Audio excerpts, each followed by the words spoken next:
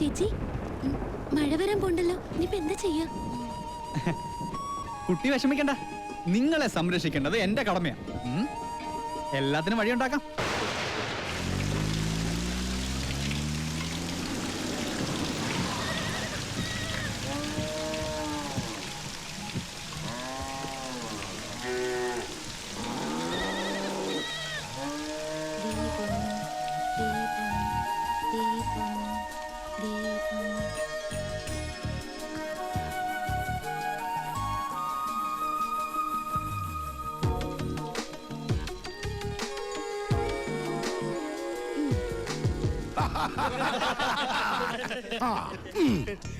സലാമുണ്ട്. മഴ വന്നപ്പം മുരുകൻ സാർ ഞങ്ങളെ ഇങ്ങോട്ട് കൂട്ടിക്കൊണ്ട് പോന്നു. ഇനി വീട് പണി കഴിഞ്ഞിട്ട് പോയാ മതി എന്നാ പറഞ്ഞിരിക്കുന്നത്. അല്ല, ഒരു കൈ ഇരിക്കുന്നോ?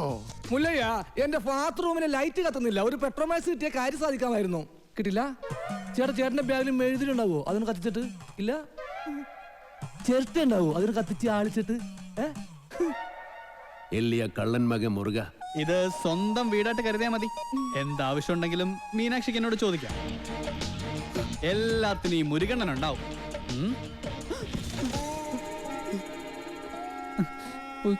ഇവിടെ നിൽക്കണ്ട. മഴ പെയ്തപ്പോ എല്ലാരും കരച്ചിലോടെ കരച്ചില്. പ്രായമായ പെൺകുട്ടികളെ കൊണ്ട് ആശാൻ എങ്ങോട്ട് പോനാ?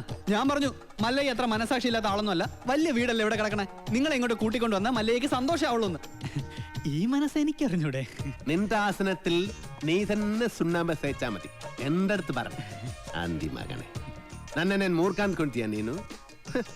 ആ പെണ്ണിനെ അവിടെ കണ്ടപ്പോഴേ ഇവന് തുടങ്ങിയതാണ് ക്രിമികടി. ഇവന്റെ ആസനത്തിൽ സുണ്ണാമ്പ് തന്നെ തേക്കണം. അവരെ ഒരു വാടക വീട് കണ്ട് അങ്ങോട്ട് മാറ്റും. ശരി. അതെ, ഈ നാട്ടിൽ എവിടെങ്കിലും വാടക വീട് കണ്ടുപിടിച്ചോണ്ട് വന്നാ തന്നെ ഞാൻ കൊല്ലും. ഇവിടെ അഹങ്കാര കട്ടാത്തോന്നും ഞാൻ ഇവിടെ വീട്ടിൽ വന്ന് താമസിക്കണം. കൊമ്പുനോടും